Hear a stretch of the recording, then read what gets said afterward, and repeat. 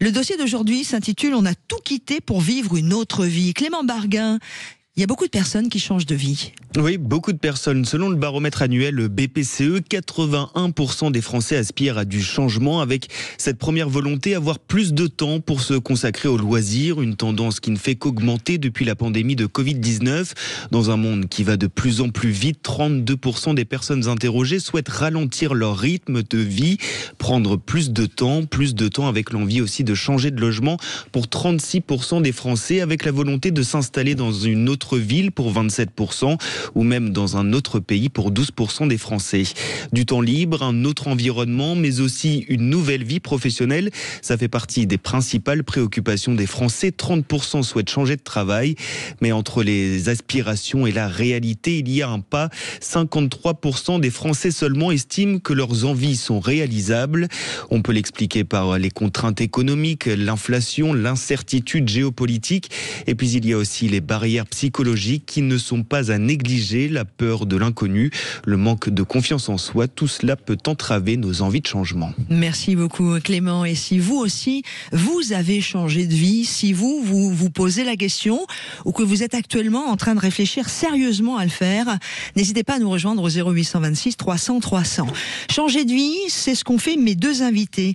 Il s'agit de Christophe et de Dominique Chatin qui ont tout quitté pour s'installer dans le Lot, au Mas du Célé. Je vais les accueillir tout de suite. Bonjour Christophe, bonjour Dominique. Bonjour Laurence. Bonjour Laurence, bonjour à tous. Vous pouvez bien sûr les retrouver en direct sur la page Facebook de Sud Radio puisqu'ils sont avec nous et également poser vos questions ou réagir sur les commentaires de notre page Facebook de Sud Radio. Merci d'être avec nous, merci d'avoir accepté mon invitation. On va déjà situer où vous êtes maintenant, le Mas du Célé est dans le Lot. Vous pouvez me préciser l'adresse exacte ? Ah oui, on est dans un joli village, pas très loin de Figeac, en fait, à l'est du département, sur une magnifique vallée qui s'appelle la vallée du Célé, qui est superbe dans les falaises avec des jolies maisons et tout. C'est là où on est parti de l'Oise et qu'on s'est installé. À Camboulis. Le nom du... Camboulis, exactement. Voilà. Le nom du village. À Camboulis. Essentiel. Vous parlez d'avoir quitté l'Oise. Tout a commencé comme ça. Vous avez changé de vie il y a 7 ans. Aujourd'hui, vous tenez donc ce gîte à Camboulis, dans le Lot. Vous avez dû réinventer vos métiers, vous avez dû réinventer vos rythmes, vous avez dû aussi changer de repère. Alors, c'est pas une carte postale figée qu'on va présenter aujourd'hui. Je vous propose de parler vrai, puisqu'on est sur Sud Radio, parler sans filtre. Déjà, pour commencer, avant le Mas du Célé, c'était quoi votre vie à tous les deux ? Alors, moi, j'étais salarié. Je travaillais dans une structure chambre d'agriculture dans l'Oise. Et je faisais du conseil d'agriculteurs et de la formation. Donc, j'étais vraiment sur le terrain. J'étais vraiment... et salarié surtout, parce que la suite de la vie va être complètement différente. Et vous, Dominique ? Alors, moi, j'étais coiffeuse depuis... plus de 30 ans, maman, une vie effrénée, un salon de coiffure, et voilà, surtout un rythme effréné, mais voilà, une vie de famille à construire, et avec 3 beaux enfants. Qu'est-ce qui vous a poussé à vous... Elle était chef d'entreprise. Pardon ? Ce qu'elle dit pas, c'est qu'elle était chef d'entreprise. Elle avait son salon de coiffure. Et vous aviez combien d'employés, Dominique ? J'avais une salariée, une apprentie, voilà. Qu'est-ce qui vous a poussé à remettre tout ça en question ? Alors moi, une fatigue qui s'installait, un rythme trop effréné, et des douleurs de corps qui commençaient à poindre son nez. Une alerte. Christophe ? En fait, c'était un long processus. On a donné beaucoup d'énergie à élever nos enfants. On s'est investi totalement au niveau associatif dans notre village, à Choisy-au-Bac, à côté de Compiègne. Et puis cette usure-là fait qu'à un moment donné, les questions se posent. Les questions de savoir est-ce qu'on s'offre un challenge un peu nouveau pour la fin de notre existence ou est-ce qu'on reste dans notre train-train ? C'était ça l'enjeu et c'était cette question-là qui s'est posée à nous et qui est venue tout naturellement. Vous m'avez raconté quand on s'est appelé pour préparer cette émission, vous m'avez raconté ce qui s'était passé en l'occurrence sur un voyage qui a été on va pas dire le déclencheur, parce que ça commençait un petit peu avant, mais qui a été vraiment le moment où vous avez pris votre décision? Oui, par rapport à ce voyage, il y a peut-être un avant et un après, parce qu'en fait, ce voyage, c'était pour Christophe à la base. Je suis allée avec lui et donc il m'a fallu lâcher salon, enfant, tout repère. Et en fin de compte, là-bas, j'ai eu tout ce qui est venu en puissance 10, c'est-à-dire j'ai réalisé que la vie était beaucoup plus simple qu'on se l'a créée. Et du coup, je sais pas, j'ai eu un choc émotionnel intense avec ces gens, ces montagnes. Et en revenant, je me suis dit, ça y est, j'ai accompli tout ce que j'avais à accomplir et je peux mourir là, en fait. Et bon, il a fallu revenir. Et c'est de là que chaque vacances, voilà, on a commencé à enclencher et je l'ai poussé et dire non, faut qu'on vive autrement. Ça montre déjà notre goût de l'aventure, hein, parce que partir 20 jours au Népal, c'est pas rien. Se taper des cols à 4000 mètres, c'est pas rien. C'est un choc culturel. C'est pas de téléphone pendant 3 semaines. C'est idiot, mais enfin, en tous les cas, voilà, on est un peu calmé à ça. Donc tout ça, c'est compliqué à gérer et on est revenu un peu déphasé. Et l'atterrissage a été douloureux, mais très révélateur en tous les cas de ce que l'on voulait peut-être plus faire et de ce qu'on avait un peu en tête. Oui, parce qu'il y a eu les vacances précisément dans le Lot qui précédaient ce grand voyage, et à chaque fois vous aviez beaucoup de mal à rentrer dans votre vie dans l'Oise. Oui, ça c'est un peu le phénomène sur le long, quoi. C'est-à-dire que le Népal c'est le révélateur, mais sur le long, à chaque fois qu'on rentrait fin juillet, on se disait mais c'est pas possible, il va falloir attaquer, mais est-ce qu'on ne peut pas essayer d'imaginer autre chose dans notre vie, quoi. Et cette année-là, on était en montagne d'ailleurs. Ouais, on était en montagne et Dieu sait si on aime la montagne.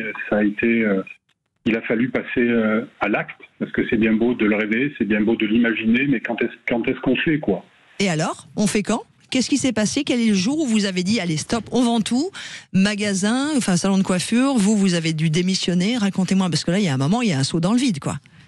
Il y a un saut dans le vide, les dernières vacances justement à la montagne, on avait passé beaucoup de vacances avec nos enfants et en fait on les sentait grandir, ils venaient plus, ils sont venus beaucoup moins longtemps cet été-là et on s'est dit non, on va penser à nous, on va pas attendre que les enfants viennent nous voir ou pas, on va penser à nous et ce saut on le fait et on s'arrête à Figeac et on pousse la porte d'une agence immobilière et on dit voilà, on veut venir vivre là dans 1 an ou 2. Imaginez un peu, on est sur la place Carnot à Figeac, magnifique place couverte, là où il y a le marché, là où tout se fait le samedi matin, on est là, on boit un café et comme tous les ans, on en rediscute. Et je dis à Dominique, tu as vu là, regarde un peu, il y a une agence immobilière, donc c'est où on y va et où on n'y va pas. Mais voilà. Et donc, ça a été un acte fondateur et très fort. On a poussé la porte, on s'est installé, on a été reçu un peu par un couple qui est devenu nos copains aujourd'hui. Et on s'est assis.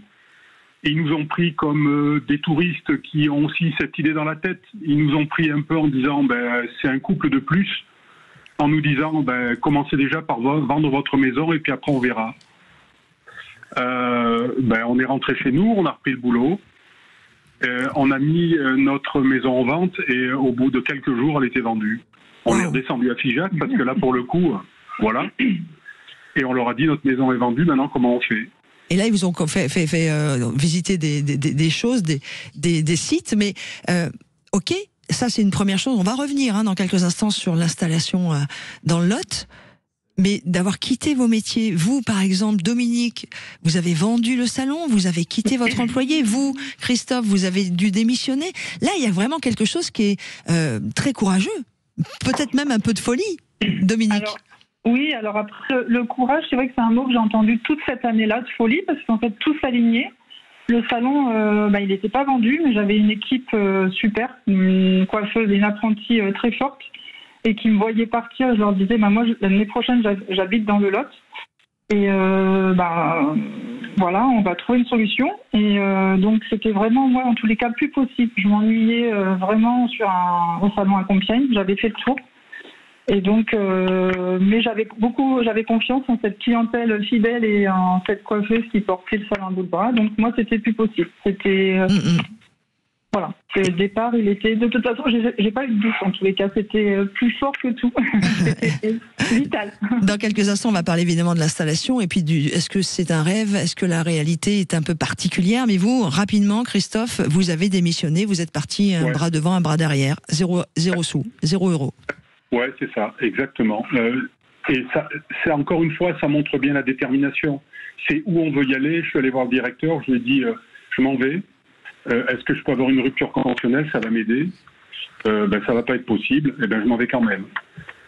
Voilà. Après, moi, j'ai beaucoup aimé franchement, j'ai beaucoup aimé les agriculteurs avec qui j'ai travaillé. Mais à un moment donné, mon honnêteté intellectuelle, mon éthique me disait, tu leur apportes plus rien. Tu sais exactement les questions qu'ils vont te poser. L'amitié a pris le dessus avec certains d'entre eux et elle enlève un peu d'honnêteté un peu dans les relations. Donc il fallait partir, même si c'est un peu la mort dans l'âme, mais il fallait partir. Et encore, voilà, c'était le moment où vous avez passé le pas. Dominique et Christophe, restez avec nous dans la deuxième partie de notre émission. Vous allez nous raconter votre installation, mais surtout, et parce que sur Sud Radio on parle vrai, je voudrais vraiment sans filtre que vous nous expliquiez ce qui s'est passé. Est-ce que ça a été facile? Est-ce que ça a été compliqué? Là où ont été les points positifs de bonheur, là où étaient peut-être les points un peu plus compliqués. Et j'ai d'ailleurs avec nous dans quelques instants, juste après la pause, Xavier qui a contacté le 0800 26 300 300. Lui aussi a décidé de changer de vie. Il va nous raconter pourquoi. Ce sera dans quelques instants. Donc faites-le vous aussi. Manu vous attend au standard au 0800 26 300 300.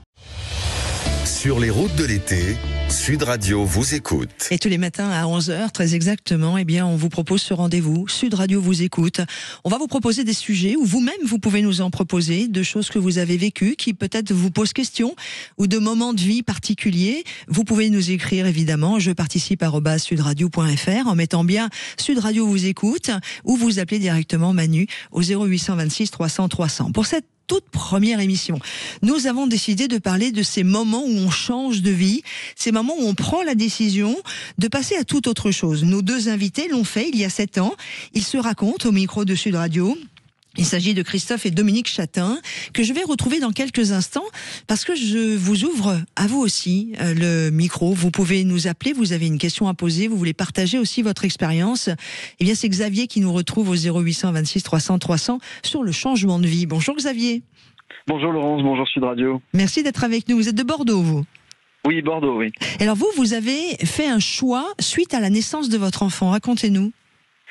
Oui, en fait, j'étais entrepreneur à Bordeaux dans la livraison et un peu avant que ma femme accouche, j'ai fait le choix d'arrêter mon entreprise parce que je voulais pouvoir consacrer du temps à mon fils, à ma vie de famille, parce que c'était un travail qui me prenait pas mal de temps, avec des horaires décalés, du travail le week-end, et c'était un travail où je prenais parfois des risques importants, parfois même pour ma vie. Donc voilà, je voulais avoir plus de temps, prendre moins de risques et mettre comme priorité ma vie de famille, et donc j'ai basculé complètement de chef d'entreprise à enseignant. Waouh, vous êtes devenu enseignant, c'est-à-dire, vous faites quoi ?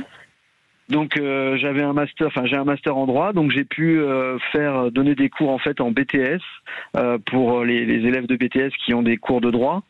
Et donc j'enseigne dans différentes écoles en BTS audiovisuel, notamment le droit et l'économie de l'audiovisuel. Est-ce que ce choix vous convient totalement et est-ce que vous êtes heureux d'avoir basculé d'entrepreneur à enseignant aujourd'hui, d'avoir changé de vie ? Ah ouais, je suis vraiment très très heureux. Ça a été un des meilleurs choix que j'ai fait dans ma vie, clairement, parce que je suis passionné moi par la connaissance, l'apprentissage, l'éducation. Je me suis approprié la phrase de Nelson Mandela qui a dit que l'éducation est l'arme la plus puissante pour changer le monde. Donc en fait, j'ai vraiment l'impression d'avoir du sens dans ma profession, contrairement à quand j'étais entrepreneur, c'était sympa, mais c'était plutôt la recherche du profit, de l'efficacité qui était quand même le sens principal de mes actions. Là, c'est plutôt l'envie de faire grandir les autres, d'apporter quelque chose à mon pays indirectement en donnant des compétences aux autres. Et puis de profiter de votre enfant, j'imagine. Et surtout, voilà, en tant qu'enseignant, on a beaucoup plus de temps.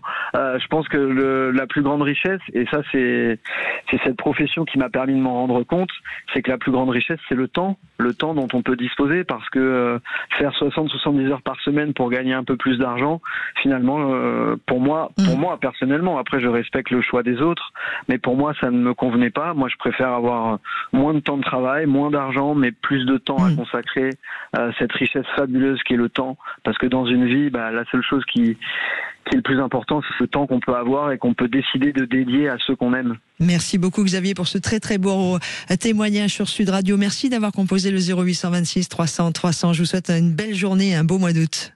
Merci.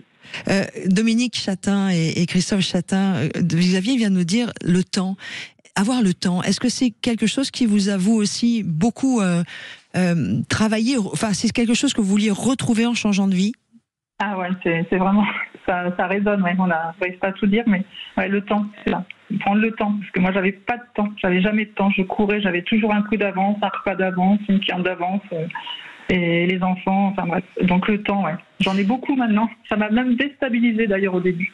Ah, racontez-nous, parce que pour ceux qui nous rejoignent sur l'écoute de Sud Radio, Dominique et Christophe Chatin, vous avez ouvert le Mât du Célé. On est dans un petit village à Cambouly, à côté de Figeac.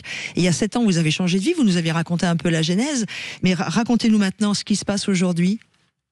Alors, ce qui se passe aujourd'hui, c'est que du coup, ce temps, je l'ai eu. J'ai pris le temps de prendre du recul sur mon métier que je ne voulais plus faire, mais plus faire comme avant. La coiffure esthétique, c'était plus pour moi. Enfin, c'est moins pour moi, c'est pas que je renie.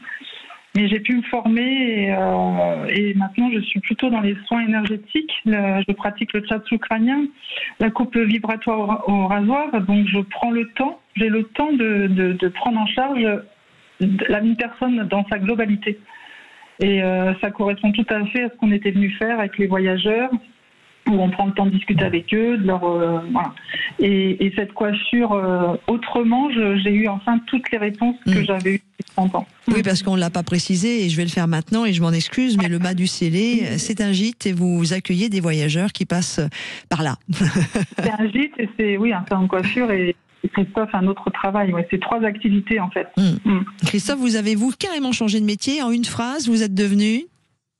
Je suis devenu caviste et marchand de vin. Ça me parle. Ma passion, parce que je suis d'une famille où le vin a toujours existé, où j'ai vu de la mise en bouteille, etc. Aujourd'hui, j'en vis et c'est absolument génial. Alors évidemment, quand on vous écoute comme ça, tout paraît aller mieux dans le meilleur des mondes, comme dirait mon copain Candide, que j'ai emprunté à Voltaire. Mais la réalité n'est pas si belle que ça, ou en tout cas si facile. Racontez-nous les difficultés que vous avez dû passer afin de réussir ce changement de vie. Déjà, il faut se préparer mentalement. C'est comme un sportif de haut niveau, il faut se préparer à ça. Ça c'est sûr. Et puis être surtout entre nous deux en couple, à 100% du projet. Il n'est pas question que l'un soit un peu moins motivé, parce qu'il n'est pas question d'entendre à un moment ou à un autre « Ah, je te l'avais dit, on n'aurait pas dû, etc. etc. » Donc ça, c'est pas possible. C'est pas possible. Dominique ? Oui, donc voilà, après du coup, on découvre cette réalité, donc heureusement qu'on est à 100% sur ce projet qu'on a mûri et rêvé en commun, mais forcément il y a des difficultés, une réalité qui revient à nous, financière, parce qu'on est partis du coup sans chômage tous les deux, Christophe démissionnant et moi vendant un salon de coiffure. Certes, j'ai vendu j'ai récupéré un peu, mais derrière vous êtes à Pôle emploi et vous avez 0 €. Et donc, il y a le livret A et toute notre vie d'avant financière, notre achat et de maison avec notre ancienne vie qui fait foi. Donc, ça déstabilise, ça apporte beaucoup de stress. Et au sein du couple, forcément, une tension. Mais en gardant ce cap premier, c'est notre force au quotidien. Et nos enfants qui nous ont aussi beaucoup accompagnés, soutenus avec leurs 3 métiers différents. Et leur personnalité et tout ce qu'on avait aussi donné avant pour eux. On a eu un retour sur investissement. Mais quand je vous entends parler tous les deux du couple et de ses difficultés, ça veut dire qu'effectivement, il faut que le couple soit solide, que pour certains autres couples, ça peut être très compliqué. C'est-à-dire qu'il y a des moments trop tendus. Oui. Ouais, En fait, une petite anecdote, on fait pas un enfant parce que le couple est un peu branlant. On se dit on va faire un enfant et puis ça va remettre tout ça sur les rails. Et ben tout pareil, on change pas de vie. On fait pas 700 km parce que le couple il se questionne, parce qu'il ronronne. Non, c'est pas ça. Non, il faut être à 100% dans son projet et il n'est pas question, encore une fois, que l'un ou l'autre soit pas sur la même intensité que l'autre. C'est clair. Quelles ont été les grandes difficultés? Alors bon, le couple, a priori, vous en êtes bien sortis, vous êtes tous les deux, donc c'est cool. Mais il y a eu des difficultés financières. Il a fallu racheter ce mât. Est-ce qu'il a fallu faire des travaux? Comment avez-vous été accueillis dans le village? Parce que généralement, quand on arrive dans un village partout en France, qu'on n'est pas du village, il peut y avoir un petit peu de réticence, ou tout du moins de regard de biais en disant qu'est-ce qu'ils viennent faire ici? Absolument. Encore une fois, mais je crois que c'est un peu partout en France. Bien sûr. On s'installe, on est dans un département rural qui a longtemps été extrêmement enclavé, donc c'est pas simple. Il faut s'immerger, il faut faire le dos rond, il faut montrer que on est bienveillant et qu'on va apporter. Nous, notre souhait de nous installer dans un village, c'est aussi mettre de la lumière à cet endroit-là qui est magnifique, à Cambouly, sur la vallée du Célé. On aurait pu s'installer à Figeac, mais c'était pas l'idée. L'idée, c'était de dynamiser modestement, en tous les cas, cet endroit-là. Et de mettre en place notre façon de travailler qui est le temps. On revient sur le temps et avec une façon de travailler qui aussi un peu peut-être déstabilise les gens du coin, parce qu'on n'a pas des horaires d'ouverture classiques puisqu'on ne voulait pas être en ville. Donc on ouvre quand on a du monde, on ouvre quand on a notre clientèle qui correspond à nos commerces, notre façon de travailler. Et ça, voilà. Alors, ce qu'on a quitté, les gens le savaient, mais ce qu'on a créé aussi, c'est une découverte pour eux. On bouge les codes. On a bougé les codes du commerce classique. C'est ça. Vino Célé, c'est une cave de village où, comme chez le dentiste, on prend rendez-vous quand on veut du vin. Ah, excellent. Et vous sourcez vous-même vos producteurs et vos vignerons? Ah mais absolument. Alors là, absolument. Je fais un travail d'investigation. J'aime l'agronomie, donc je veux aller, comme on dit, je veux être au cul des vaches. Je veux aller voir. Oui, j'aime bien ça. Cave. Voilà, ça me plaît ça. Pour conclure, parce que le temps passe toujours trop vite, et Dominique, vous aviez raison quand on a préparé cette émission. Vous m'avez dit, on a tellement de choses à dire, une demi-heure, ça va être trop court. Je vous l'accorde, mais c'est déjà bien. Ce serait à refaire, vous le referiez? Oui. Votre plus grande réussite tous les deux aujourd'hui? Oui. Les yeux de nos enfants, de nous voir nous remettre en question, repartir de zéro. On n'a peut-être pas besoin de ça, mais les yeux de nos enfants, la façon dont ils nous aident. Il y en a un qui est dans la restauration, qui est cuisinier. L'autre, il est œnologue. Et le troisième, il est commercial. Il y a tout pour nous aider. Toutes ces compétences-là et leur amour a été extraordinaire. On continue encore leur éducation quelque part. C'est une éducation de vie pour tout le monde, en fait. Dominique et Christophe, pour pas regretter. Que diriez-vous à ceux qui écoutent Sud Radio en ce moment et qui, eux aussi, ont ce projet de bouger, de refaire leur vie autrement, autre part? La métaphore, et je vous l'avais dit, changer de vie, c'est monter un plongeoir de 10 mètres et se jeter dans la piscine et en espérant qu'il y a un d'eau en dessous, quoi. Et c'est exactement ça. Donc faites-le, mais préparez-vous un peu. N'écoutez pas forcément ce que les copains, la famille et tout ça vont vous dire. Soyez déterminés, écoutez un peu votre petite voix qui va vous donner le chemin, c'est clair. Est-ce que vous vous sentez tous les deux enfin à votre place? Oui. On est sur le chemin encore. Je pense que c'est toute une vie, mais... On est à une autre place. Moi, j'étais super en place là où j'étais avant. Encore une fois, j'ai pris un plaisir pas possible. J'ai beaucoup progressé, beaucoup appris.